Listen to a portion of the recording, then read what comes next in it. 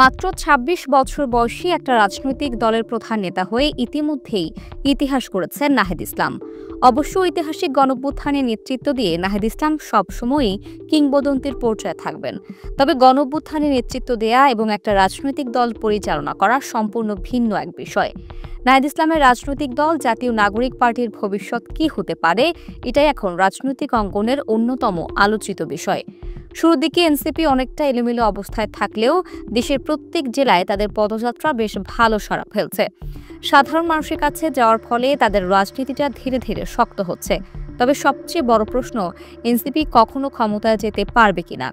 নাহিদ ইসলাম কি কখনো দেশের প্রধানমন্ত্রী হতে পারবেন? এমন আলোচনাও আছে রাজনীতির মাঠে। নাহিদ ইসলাম যখন উপদেষ্টার পদ ছেড়ে নতুন রাজনৈতিক দল গড়ার সিদ্ধান্ত নেন, তখন প্রেস সচিব শফিকুল আলম বলেছিলেন, নাহিদ ইসলাম দেশের সাম্প্রতিক ইতিহাসের অন্যতম তীক্ষ্ণ রাজনৈতিক চিন্তাধারার অধিকারী। তার বয়স মাত্র ২৬ বছর, কিন্তু ইতোমধ্যেই তিনি একজন নিষ্ঠুর স্বৈরশাসকের বিরুদ্ধে একটি গণঅভ্যুত্থানের নেতৃত্ব দিয়েছেন। দেশের রাজনীতিতে তিনি আরও কয়েক দশক গুরুত্বপূর্ণ ভূমিকা পালন করবেন। আল্লাহ জানেন, একদিন নাহিদ হয়তো দেশের প্রধানমন্ত্রী হতে পারেন।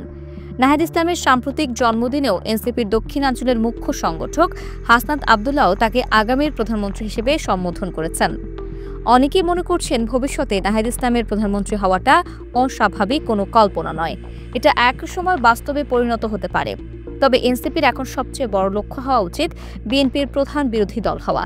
আগামীতে ক্ষমতায় গিয়ে বিএনপি হয়তো বেশ কিছু ভুল ত্রুটি করবে, সেগুলোকে ইস্যু করে এনসিপির রাজপথের সংগ্রামে হতে পারে তাদের রাজনীতির মূল ভিত।